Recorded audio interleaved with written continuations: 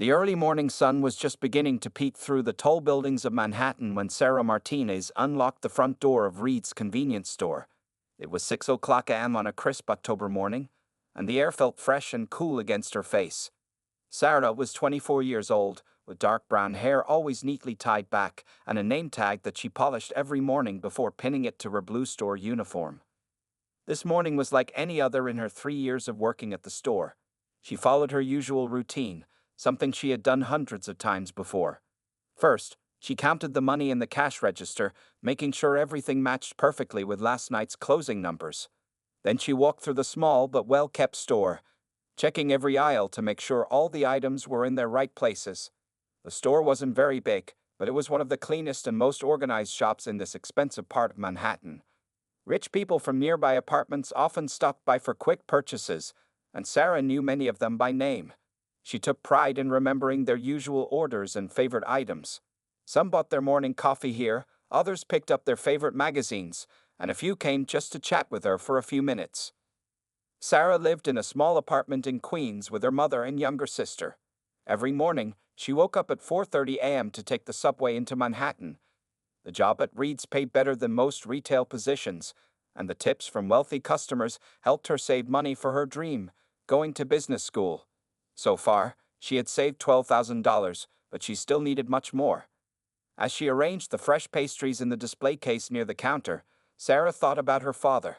He had owned a small grocery store in their old neighborhood before he passed away 5 years ago. "Always treat every customer like their family," he used to say, and Sarah lived by those words. She had learned everything about running a store from him: how to talk to customers, how to handle difficult situations, and most importantly, how to treat everyone with respect, no matter who they were. The morning sun grew stronger, sending bright rays through the store's large front windows. Sarah turned on the coffee machines, and soon the rich smell of fresh coffee filled the air. She knew the regular customers would start coming in soon. Mr. Thompson would be first, always at 6:30 a.m. sharp, wanting his large black coffee and blueberry muffin. Then Mrs. Chen would arrive at 6:45 a.m. for her green tea and morning newspaper. While waiting for the first customers, Sarah checked the store's inventory on her small notepad. They were running low on some popular items: premium chocolate bars, organic juice, and those fancy protein bars that gym-goers loved to buy. She made careful notes to tell their manager, Mr. Reed, who would come in later that afternoon. The street outside was getting busier now. Yellow taxis drove past, and men and women in business suits walked quickly on the sidewalk, heading to their offices in the tall buildings nearby. Sarah could see them through the store's clean windows, some already talking on their phones, others carrying coffee cups from expensive cafes. She didn't mind that her job wasn't as glamorous as theirs. Her father had taught her that there was honor in every honest job, and she believed that. Besides, she had her own dreams. Every time she gave change to a customer, she imagined herself in a business suit, maybe running her own company someday. The clock on the wall showed 6:25 a.m. Sarah finished arranging the last of the morning newspapers and magazines on their rack. Everything was perfect and ready for another busy day. The bell above the door would soon ring, bringing in the first customer of the day. But what Sarah didn't know was that this ordinary Tuesday would turn out to be anything but ordinary. The morning rush had just ended when the store's bell rang again at 9:15 a.m. Sarah looked up from her task of organizing the candy display and froze for a moment. Through the glass door walked a tall, thin teenage boy wearing simple blue jeans and a dark gray hoodie. Even though he had the hood pulled up, Sarah immediately recognized him as Barron. She tried not to stare, but it was surprising to see him alone. Usually, when famous people came to the store, they had security guards with them, but Barron was by himself, looking like any other normal teenager who might stop by the store. He was much taller than Sarah had expected, probably around 6 feet 7 inches, making him tower over the store's shelves. The young Trump walked quietly through the aisles, looking at different snacks and drinks. Sarah noticed how he kept his head down, clearly trying not to draw attention to himself. 2 other customers were in the store, an old lady looking at magazines and a businessman checking his phone while waiting for his coffee. Neither of them seemed to notice who had just walked in. Sarah went back to her work, wanting to give Barron the same normal shopping experience any customer would get. She remembered what her father always said about treating everyone equally, whether they were famous or not. Still, She kept an eye on him, not because she didn't trust him, but because she could tell he seemed a little nervous. Barron picked up a few items: a chocolate bar, a bottle of water, and a pack of mint chewing gum. As he walked around, Sarah noticed how he checked his phone several times, typing messages quickly. He seemed to be trying to make his shopping trip as quick as possible, probably hoping to get out before anyone recognized him. The businessman left with his coffee, and the old lady bought her magazine. Now it was just Sarah and Barron in the store. He came to the counter, placing his items down carefully.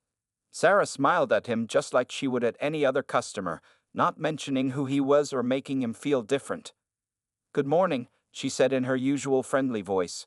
"Did you find everything okay?" Barron nodded, giving a small smile back.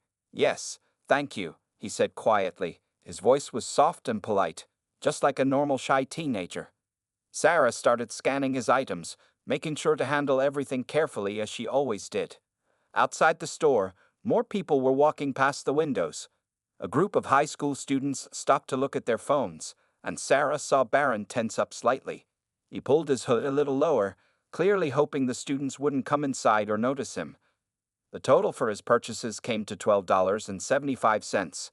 Sarah watched as Barron reached into his pocket and pulled out a black credit card. It looked expensive, the kind that wealthy people usually carried. He seemed to relax a little now, probably thinking he would be out of the store in just a minute. What happened next was something neither of them expected. When Barron tried to pay, the card reader showed an error message. "Card declined." Sarah saw his face turn slightly red. He tried the card again, but the same message appeared. More people were gathering outside the store now. A woman had her phone out, and it looked like she might have recognized Barron through the window. Inside, the teenager was becoming more uncomfortable by the second. He reached for his phone, probably to call someone for help, but his hands were shaking slightly. Sarah could see the embarrassment on his face. Here was the son of one of the most famous people in the world, standing in a small store with a declined credit card while people outside were starting to notice him. She knew she had to do something quickly, but in a way that wouldn't make him feel worse. Sarah could feel time slowing down as she watched Barron Trump's face grow redder with each passing second. The small group of people outside the store had grown larger, and some were definitely taking pictures through the window now. The morning sun made the glass completely transparent, giving them a clear view inside. Barron tried his card for the third time, this tall frame seeming to shrink with embarrassment. The same error message appeared. "Card declined." His fingers trembled slightly as he pulled out his phone, probably to call someone for help. But Sarah knew that would take time, and more people were gathering outside. She thought about her father again.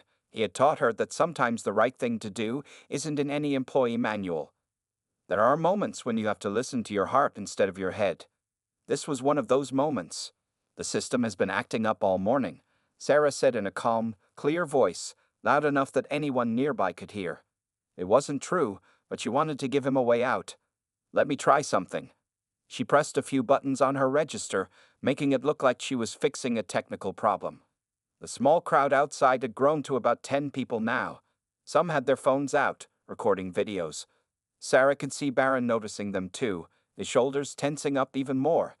He was still trying to make a call, but his hands were shaking so much that he kept missing the numbers. "Don't worry about it," Sarah said softly, reaching into her own wallet behind the counter. She pulled out $15, more than she usually spent on lunch, and quickly rang up the sale as a cash payment. The register made its usual cheerful beeping sound as the drawer opened. But Barron started to protest, his blue eyes wide with surprise. Sarah smiled and started putting his items in a bag, acting as if nothing unusual was happening.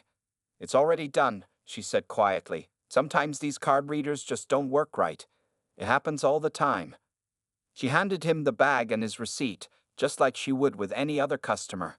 The receipt showed a cash payment, so no one would ever know what really happened. Barron's face showed a mix of relief and gratitude that made Sarah's heart warm. "Thank you," he whispered, his voice barely audible. "I'll make sure you get paid back." Sarah shook her head slightly. "No need," she said, "just helping out a customer. Have a great day." As Barron turned to leave, Sarah noticed his posture had changed. He stood straighter now, some of his confidence returning. But before he reached the door, he paused and turned back. "What's your name?" he asked softly. Sarah, she replied. Sarah Martinez. He nodded once, a small smile appearing on his face. Then he pulled his hood back up and walked out of the store. The crowd outside parted to let him through, and Sarah watched as he quickly walked away, disappearing around the corner. The next hour was busy at the store. Many of the people who had been watching through the window came inside to buy things, probably hoping to find out what had happened. But Sarah just smiled and helped them like any other customers, not saying a word about what had taken place. During her lunch break, Sarah ate only half of her sandwich, saving the other half for dinner.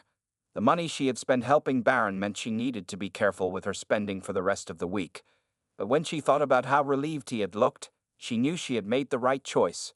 What Sarah didn't know was that her small act of kindness was about to change her life in ways she could never have imagined. 3 days had passed since Barron Trump's visit to the store.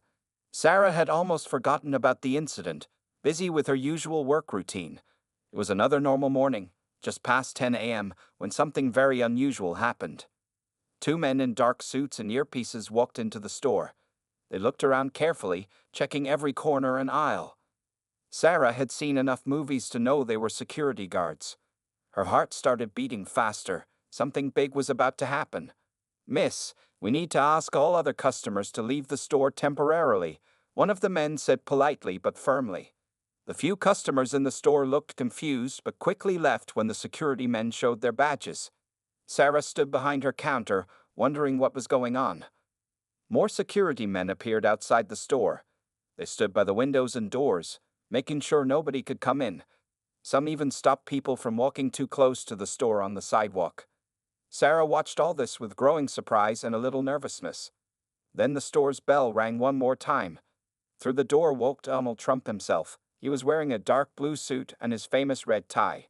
Even though Sarah had seen him many times on TV, seeing him in person was different. He was taller than she expected, and his presence filled the small store. Are you Sarah Martinez? Trump asked, walking straight to the counter. His voice was exactly like it sounded on television. Yes, sir, Sarah replied, trying to keep her voice steady. She noticed that despite his serious face, his eyes were kind. My son Barron told me what you did for him the other day, Trump said. He was very embarrassed about what happened. There was a security freeze on his card that we didn't know about. Sarah felt her face getting warm. It was nothing, sir, she said quickly. I just wanted to help. Trump shook his head. No, it wasn't nothing. You'd helped my son when he was in trouble, and you did it in a way that protected his dignity. That means a lot to a father. He reached into his suit jacket and pulled out an envelope. Barron told me something else too. He said you mentioned to him that you're saving money for business school while he was waiting for his card to work. Sarah was surprised that Barron had remembered that small detail from their conversation. She had mentioned it briefly while trying to make him feel less awkward about the declined card. Yes, sir, she said. I've been saving for 3 years now. Trump placed the envelope on the counter. Inside this envelope is a check to cover your business school tuition, he said. And a letter of recommendation from me to any school you want to attend. Sarah stared at the envelope, not quite believing what she was hearing. Her hands were shaking as she picked it up. But that's not all, Trump continued. Barron also told me how you run this store, how you treat every customer with respect, how you remember their names and what they like. That's exactly the kind of person we look for in our organization. He pulled out a business card and placed it next to the envelope. When you finish business school, there's a job waiting for you at the Trump organization if you want it. Sarah felt tears forming in her eyes. All those early mornings, all those extra shifts, all that saving, and now her dream was suddenly within reach. Thank you, sir, she managed to say. I don't know what to say. Trump smiled. You don't need to say anything. Just keep being the person you are. People like you, who help others without expecting anything in return, are rare. We need more people like that in this world. Sarah couldn't keep her hands from shaking as she held the envelope Donald Trump had given her. The security men were still in the store, and a small crowd had gathered outside, pressing their faces against the windows to see what was happening. Some people had their phones out, recording everything. Mr. Reed, the store owner, came rushing in through the back door. He had heard something big was happening at his store and drove straight over. His eyes went wide when he saw Donald Trump standing there. Sarah quickly explained what had happened, both that day and 3 days ago with Barron. Sarah has been my best employee for 3 years, Mr. Reed said proudly to Trump. I'm not surprised she helped your son. That's just who she is. Trump nodded and turned back to Sarah. Would you mind if we shared this story? He asked. People need to hear about good things like this. It might inspire others to be kind too. Sarah thought about it for a moment. She hadn't helped Barron to get attention or rewards. But if the story could encourage others to help people in need, maybe sharing it would be good. She nodded her agreement. Within an hour, the story was everywhere. Someone in the crowd had recorded Trump's visit through the store window and posted it online. The video showed Trump walking in, talking to Sarah, and giving her the envelope. People started sharing it on every social media platform. By lunchtime, news vans were parked outside the store. Reporters wanted to interview Sarah, but she kept working her normal shift. Her phone wouldn't stop buzzing with messages from friends and family who had seen the story online. Sarah Martinez, a 24-year-old store clerk, shows what real kindness looks like. Read one headline. Another website wrote, Trump rewards cashier who helped Barron in his time of need. The story was spreading faster than Sarah could believe. Her mother called, crying happy tears. Your father would be so proud, she said. He always told you that kindness matters, and now the whole world knows he was right. Sarah's younger sister texted her from school. My friends say you're trending online. You're famous, big sis. But Sarah didn't feel famous. She felt like the same person she had always been. More customers than usual came to the store that afternoon. Many just wanted to meet her and shake her hand. Some shared their own stories of times when strangers had helped them. An old man told her about a cashier who had helped him when he forgot his wallet 30 years ago. A young mother talked about someone who had paid for her groceries when her card was declined. You've started something beautiful, Mr. Reed told her as they watched people sharing stories in the store. Everyone who comes in wants to talk about kindness now. By the end of her shift, the story had reached millions of people. News shows wanted to interview her, and talk shows wanted her to appear as a guest. But Sarah just wanted to keep doing her job and focus on preparing for business school. Before she left work that evening, she checked her phone one last time. There was a new message from an unknown number. Thank you again. Barron T. She smiled and put her phone away, thinking about how one small act of kindness had created such big ripples. Walking home that night, Sarah thought about how different her life had become in just one day. But she knew that tomorrow morning, she would still wake up early, take the subway to work, and treat every customer with the same kindness she always had. Because that's who she was, famous story or not. 2 months had passed since the day Donald Trump visited the store. Sarah's life had changed in ways she never expected, but she still kept her feet firmly on the ground. She continued working her morning shifts at Reed's convenience store, even though she didn't really need to anymore. The check Trump had given her was enough to cover 3 years of business school tuition, with some money left over. She had already been accepted into New York University's Stern School of Business, where she would start classes next fall. Trump's letter of recommendation had helped make that happen. But Sarah didn't want to leave her job at the store. These people are like family, she told her mother one evening at their small apartment in Queens. I want to keep working here until school starts. Her mother understood. After all, Sarah had learned her most important business lessons right there behind that counter. Mr. Reed had given her a promotion to assistant manager. You deserve it, he had told her. And this way, you can learn even more about running a business before you start school. Sarah now helped with ordering supplies, managing schedules, and training new employees. One morning, while Sarah was organizing the store's weekly inventory, a familiar tall figure walked in. It was Barron Trump again, but this time he wasn't trying to hide. He walked straight to the counter with a confident smile.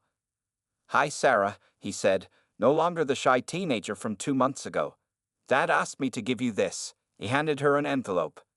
Inside was an invitation to a special dinner at Trump Tower. The dinner was to celebrate acts of kindness, and Sarah was going to be one of the guests of honor. Other people who had done similar good deeds would be there too. You have to come, Barron said. Everyone wants to meet you.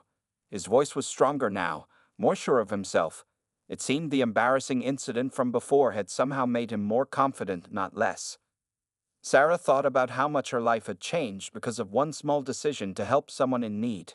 The story of what she had done had inspired others. She had received hundreds of letters from people sharing their own stories of kindness, both giving and receiving. Some of these stories were amazing. A bus driver who had paid for a student's bus fare every day for a month when the student's family was having money problems. A waitress who had covered the bill for an elderly couple who had forgotten their wallet. A taxi driver who had given free rides to people stranded in a snowstorm. Your story started something, Barron explained. Dad says it's like a kindness movement. That's why we're having this dinner, to celebrate people who help others without expecting anything in return. Sarah agreed to attend the dinner. She went shopping with her mother and sister to buy a new dress. It would be her first time inside Trump Tower, and she wanted to look her best. The morning of the dinner, Sarah worked her usual shift at the store. Some customers wished her luck when they heard where she was going that evening. Others asked her to take pictures, but most just treated her normally, which was exactly what she wanted. After her shift, Sarah went home to get ready. As she put on her new dress and looked in the mirror, she could hardly believe how much her life had changed in just 2 months. But the biggest changes were still to come. Business school would start soon, and after that, she might even work for the Trump organization.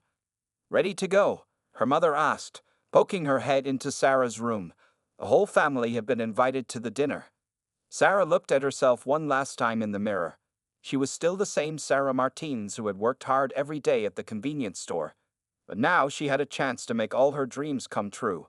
And it all started because she decided to help someone in need. Trump Tower looked like it was made of gold and glass as Sarah's family arrived in the sleek black car that had been sent to pick them up. Sarah wore her new dark blue dress, and her mother and sister were also dressed in their finest clothes. As they walked through the grand entrance, Sarah's heart was beating fast with excitement. The security guard smiled and directed them to a private elevator. Top floor, one of them said kindly. The other guests are already arriving. The elevator was made of shining gold metal, with mirrors on all sides. Sarah could see her nervous smile reflected many times over. When the elevator doors opened, they stepped into a beautiful room with huge windows showing the twinkling lights of New York City far below. About 50 other people were there, all dressed up and talking in small groups. Soft music played in the background. Sarah, a familiar voice called out. Barron Trump walked over to greet them, looking very grown-up in his dark suit. I'm so glad you came. Let me introduce you to some people. He led Sarah and her family around the room, introducing them to other guests. There was Mike, a taxi driver who had helped a lost child find his way home. Jenny, a nurse who had paid for a patient's medicine when they couldn't afford it. David, a teacher who bought school supplies for his whole class using his own money. Your story inspired all of these people to share their own stories, Barron explained. And those stories inspired even more people. It's like a chain reaction of kindness. Donald Trump stood up to give a speech. He talked about how one small act of kindness could change many lives. He told everyone about how Sarah had helped Barron that day in the store, not knowing who he was, just because it was the right thing to do. We're not here just to celebrate Sarah, Trump said. We're here to celebrate what she represents, the goodness that exists in everyday people, the kind of goodness that makes our world better. During dinner, Sarah sat next to her mother and sister at a table with Barron and his family. The food was fancy, but the conversation was warm and friendly. Sarah's sister couldn't stop taking pictures of everything, especially the beautiful view of the city. Sometimes the smallest things make the biggest difference, Melania Trump said to Sarah during dinner. You saw my son needed help, and you helped him without thinking twice. That's real kindness. After dinner, there was a surprise announcement. Donald Trump stood up again and told everyone about a new foundation he was starting. It would be called the Everyday Heroes Foundation, and it would help people who wanted to go to college but couldn't afford it. Sarah's story showed us how many quiet heroes are out there, Trump said. This foundation will help them achieve their dreams, just like Sarah is achieving hers. Sarah felt tears in her eyes as everyone in the room applauded. Her mother squeezed her hand under the table. They both knew her father would have been so proud of this moment. As the evening came to an end, Sarah looked around the beautiful room one last time. Just a few months ago, she had been worried about having enough money for lunch after helping a teenager in her store. Now she was here, in Trump Tower, about to start business school, with a bright future ahead of her. But the best part wasn't the fancy dinner or the beautiful view. It was knowing that her simple act of kindness had sparked something bigger than herself. All around the room, people were sharing their own stories, making new friends, and planning ways to help others. 1 year had passed since that life-changing day at Reed's convenience store. Sarah Martinez sat in her new office at the Trump Organization, looking out at the New York City skyline. She was working part-time while attending business school, just as Donald Trump had promised. Her desk had two special photos on it. One was from the dinner at Trump Tower, showing her family with the Trumps. The other was an old picture of her father standing in front of his small grocery store, smiling proudly. Sarah looked at his photo every morning before starting work. The store where everything had happened was still part of her life. Sarah visited Mr. Reed every Sunday morning, helping him train new employees. She would tell them her story and teach them what her father had taught her, that every customer deserves respect and kindness, no matter who they are. Remember the time when you didn't know who needed help might be a president's son, she would tell the new workers. But more importantly, remember that it shouldn't matter who they are. Kindness is kindness. The Everyday Heroes Foundation that Trump had started was doing well. Already, 50 students were attending college with help from the foundation. Sarah helped review some of the applications in her spare time, looking for people who showed the same spirit of kindness that had started it all. Barron Trump, now even taller than before, sometimes stopped by her office to chat. They had become good friends. The embarrassing moment with the decline card was now something they could laugh about. You know, he told her one day, that was the best thing that ever happened to me. It taught me that there are good people everywhere. Sarah's mother had quit her second job because Sarah was now able to help support the family. Her sister was planning to apply to college next year, and the foundation would help with her tuition. Their lives had changed in so many ways, but they stayed the same kind, humble people they had always been. The viral video of Trump's visit to the store had now been viewed by millions of people. Sarah still received letters and emails from people sharing their own stories of kindness. Some wrote to say they had helped others because her story inspired them. Others sent pictures of their own acts of kindness, creating a chain reaction of good deeds. One morning, almost exactly a year after the original incident, Sarah went back to work a shift at Reed's convenience store. She wanted to remember where it all began. She put on the blue store uniform and stood behind the same counter where she had helped Barron. During her shift, a teenage girl came in trying to buy some school supplies, but her card was declined. Without hesitation, Sarah paid for the items herself, just like she had done a year ago. The girl was shocked and grateful. Someone helped me once when I needed it, Sarah told her. Now it's your turn to help someone else when you get the chance. Later that day, Donald Trump called her office. He had heard about what she did at the store. You haven't changed a bit, Sarah, he said, sounding pleased. That's exactly why we need people like you in this world. Sarah smiled as she looked out her office window again. Her father had been right all along. Kindness was the best business practice of all. One small act of helping someone in need had changed her entire life, but more importantly, it had inspired others to be kind too. And that, she realized, was the greatest reward of all. The end.